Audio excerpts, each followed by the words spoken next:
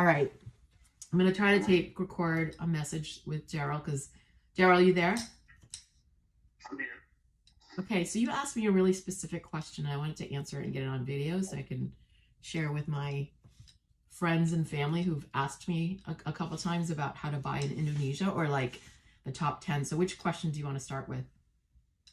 How about the top 10, ROI places that would be ideal for you to invest in, or for one coming into invest into a property? So the top 10 cities. You want to know what the top 10 Yes, cities? Okay. definitely. Top 10 cities to invest in. Okay, so when you buy property in the top 10, you have to look at like ROI, which is return on investment. And that's really influenced by like certain factors, economic trends, individual property characteristics. There's like no guarantees, but it has to show like potential favorable returns on the property. So I would say the number one would be actually Berlin, Germany. Most of the market there is very experienced in high growth in the last few years. So it offers like a lot of capital appreciation, and there's strong demand and limited supply in Berlin. I think number two would be Istanbul, Turkey.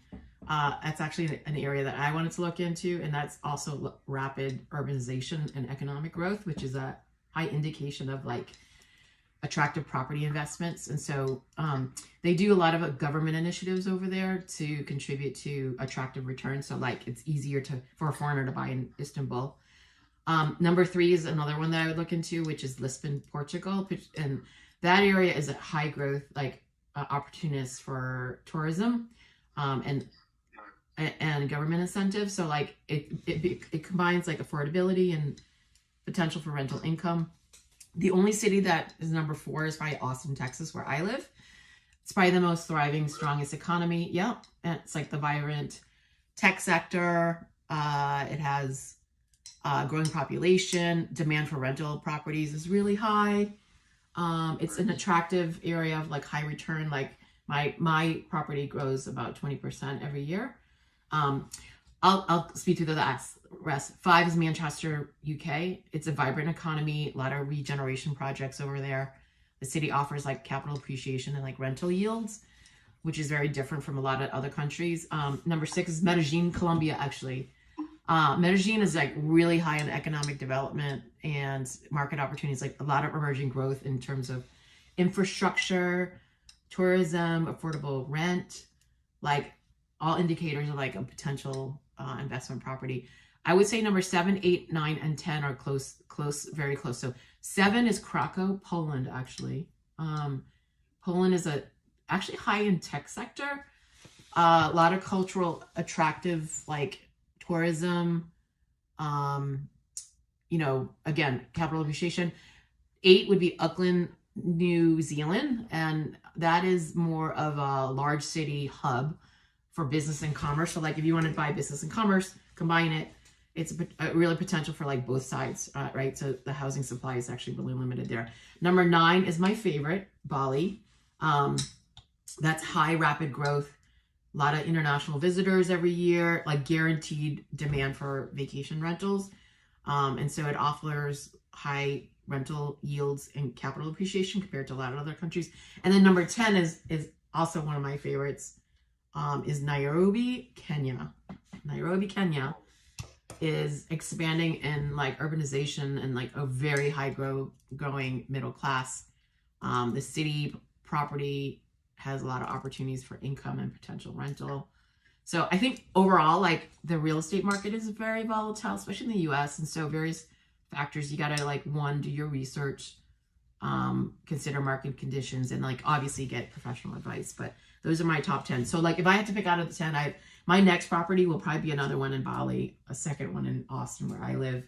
Probably, I really like Turkey, and I've never been to Lisbon, and I really want to do something like that. And I might even do something in Kenya, and then Germany would be next for me.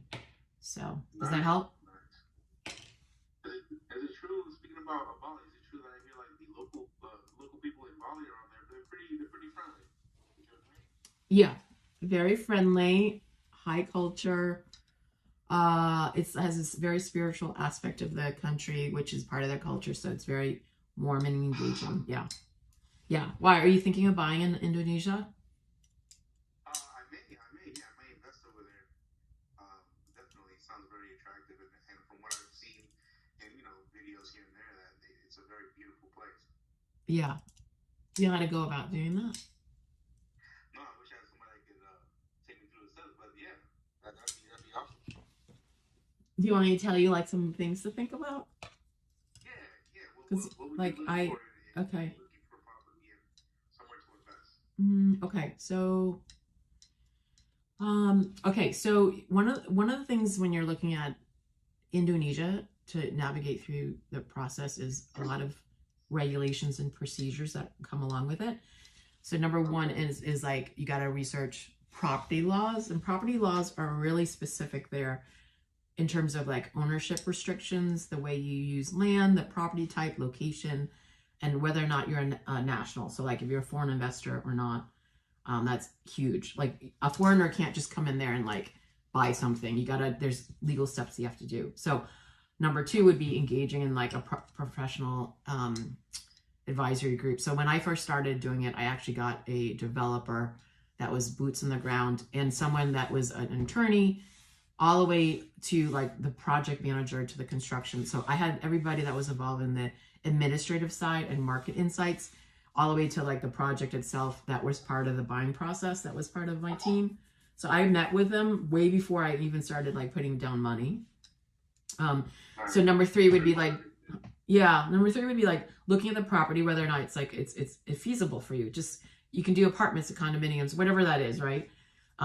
So part of the number step, of like I would say like the fourth part is due diligence. So due diligence, you have to look at like legal verifications. You got to engage an attorney. Like I would be on the phone with my attorney over there, looking at documents, reading things about like permits, certificates of rights on the land. So like in Bali, there's things called like right to use or land agency that are specific, that are really there. So like you can't own land there. Like as a foreigner, you have to like lease it for 25 years to 30 years. And then you build on the property. So like I can never go out there as a foreigner unless I become a national. So I just recently started doing a visa for myself, which is part of my attorney. And then the last piece, which is really critical, actually two more pieces, is the financing piece. So like a foreign investor can't just go there and get a loan. You have to get cash up front. So you pay within the purchase agreement, the cash for financing for non-residents. So like before you put down money, you have to stage it within certain requirements of the construction phases. Like I had 5 phases, but you have to make a loan down there. So it's even difficult for like a foreigner to actually buy in Indonesia themselves. You have to do it with all cash. But you also have to reserve things like for taxes in advance, and like all the transfer taxes, legal taxes, registration fees, like things that you wouldn't think like I wouldn't call and go there and like go to like what we do in the US, like get a deed and like go to a closing. Everything's kind of done on WhatsApp and like with my attorney, kind of quickly and in a very unstructured way, but you have to know everything up front, and it's outlined in the purchase agreement on what you have to do. So there's like all the necessary paperwork. Not only that, but like you have to have a proper bank account and all that stuff. So the last thing I would say is like when you finish the transaction, which is what I did, I actually went out there and like saw the place to make sure it was legit, met everybody, and then you secure the purchase agreement way in advance. You go out there, finish the paperwork.